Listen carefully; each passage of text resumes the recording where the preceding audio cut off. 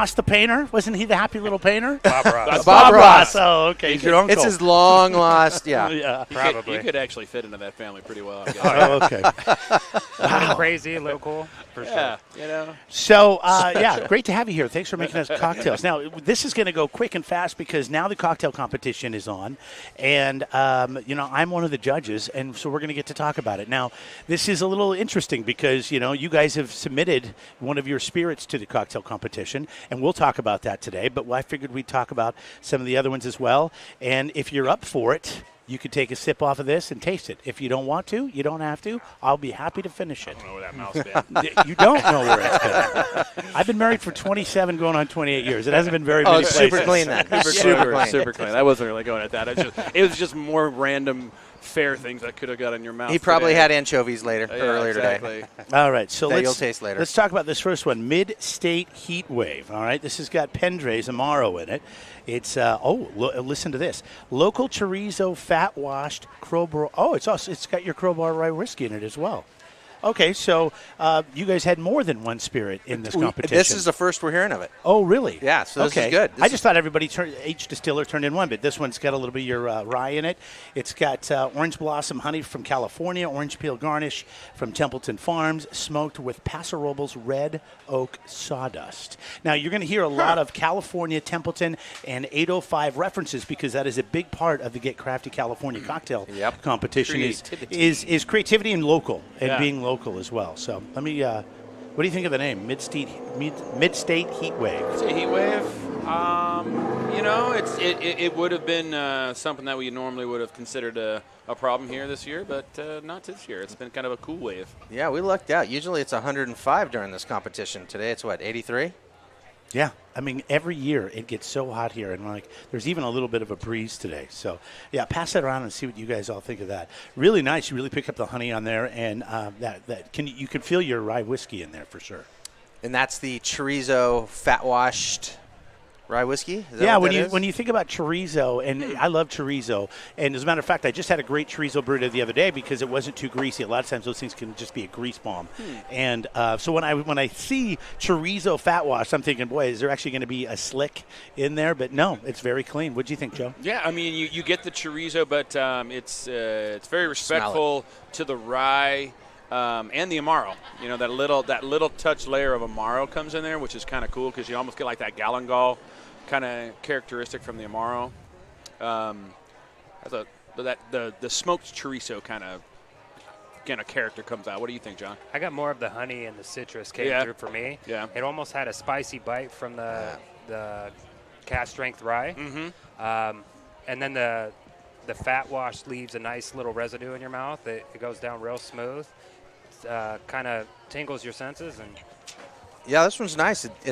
I just had a sip, so I'm breaking my rule. But it's great because it hits the front, the back, and the mid palate.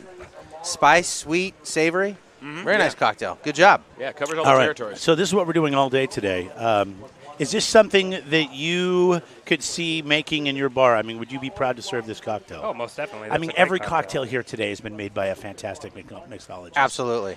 Yeah, so that's the great thing about these competitions is there's a lot of talent, a lot of experience, and so you see a lot of interesting cocktails that come out and things that you wouldn't normally see unless you have a special bar in your area that does off-the-wall things, but it's really, really good cocktail. Now, it's got the Amaro in it, but it's got the Krobar rye whiskey in it. And if I had your rye whiskey, I'd probably like to drink it neat. But it's a beautiful whiskey. But at the same time, I'm thinking, old-fashioned right away. That would be my first go-to. It's kind of fun to taste cocktails with whiskey in them because I think you get so traditional, typically with whiskeys, that when you get a good mixologist and they can throw in some honey and some smoked chorizo fat wash whiskey in it. I mean, that's pretty fun. Well, that's the best part about, the traditional cocktails. You got your old-fashioned or your whiskey cocktail. You got your Manhattans and your martinis. And the best thing about these cocktail makers that we have, these mixologists, they'll take that traditional drink and add just a couple little tweaks and make it a whole new universe. And it tantalizes the taste buds. And the great thing about this competition, every year that the winner has put something out, it ends up at the bar. so you can actually go to the restaurant or the bar and have that cocktail anytime. And it's pretty much seasonal, but it's delicious. So this is a good showcase. Let's talk for what about they the can winners do. that you've had from the past at the Get Crafty Cocktail Competition and some of those cocktails and what they were. I was thinking about, it's Alchemist now, but when he was with Ayers Hotel, the Allegretto, yeah. Andrew, that was 2 years ago. And I'm trying to kind of put my head around that cocktail again. What was the spirit that you guys had in that cocktail? Rum? That was the golden rum. Rum. 2 years ago, and then Sidecar. That was the rye whiskey. That was the very first year that we did this. That was, oh my God, that was so long ago. I know, it's like, as we go off, remembering these cocktails post, because you remember so many, because that's what you go through and taste all these, and because hey, there's a winner, but hey, what are you doing over here? What I love about the bartenders is that they're competitive. Yeah. I mean, they're like, yeah, that's good, but I think I got it here.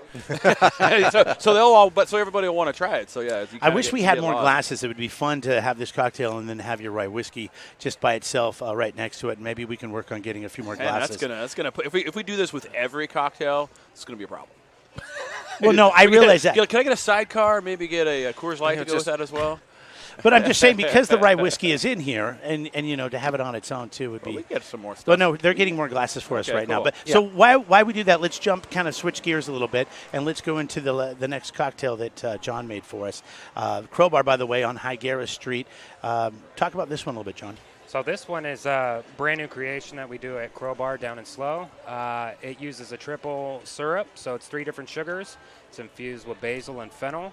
It really makes all the syrups pop, but it's not overwhelming. There's a nice floral, a nice herbal bouquet to it. It uses our barrel-aged gin, which is also an interesting one. Whether you're a whiskey person, a gin person, or whatever, that it's a very versatile gin, so I decided to make the cocktail with that. A little bit of lemon. It's really light, refreshing cocktail for the summer. Come on, lay next to the pool and have. I mean, these could go all day. Now, to me, it's got a little bit of that mouth familiarity. It's almost like a margarita, a little bit. Yeah, because you're getting a little bit of that sour, that tart, that punch there a little bit with the lime, and so I was kind of thinking of that. But this has got this really nice mint finish. So if that's something you typically like to drink, I think you would be a big fan of this drink. Oh, thank you. Yeah, it's fresh. I mean, I haven't. This is the first time I've tried it, and it's just, it was nice to see that kind of summer hit to it. You're like, yeah, with food, with this time of year, this is a little dangerous, actually. It's a nice little Fernet wash in the glass to bring out the licorice and anise flavors. Mm-hmm. Yeah. I've never had so many cocktails in front of me. Now we get the rye whiskey. This goes great with our brisket. We should have brought the brisket. Right. So the rye whiskey in this first cocktail, we talked about it being fat washed in chorizo, which, that process a little bit? Yeah. So basically, it's like how you would slow drip coffee through a coffee filter. So you're just removing all of the color, all of everything. You're just left with a clear spirit at the end. And so depending on what you wash it with, it gives you a different mouthfeel. So the thicker the fat, the more creamier the feeling that's going to be left after you take a sip from the cocktail. Oh, my gosh. Okay. They're lining up for you. We need to set it down somewhere. Yeah. Wherever you can set it down. Sorry, we're on the radio and I'm trying to juggle too many things here. And now I've got some kind of fishbowl. That has absolutely got to be from Alchemist Garden. Yes. That is pretty fancy and that's crazy beautiful. Looking. That's super cool. All right, we'll come back and talk about this cocktail here in just a few minutes. Plus, we'll pick back up on this rye whiskey. This is the Cork Dorks. We're here live at the California Mid-State Fair. You can see the game has been elevated. You got to have the right gear. The game has been elevated. I know. Look at that. Is that? Do you think that gets a 10 out of 10 for presentation? Absolutely. Yeah, holy cow. Is that incense right there? That is a little incense to bring out a different aroma for I thought it was a doobie. I thought we were going to smoke that with it. All right, stick around.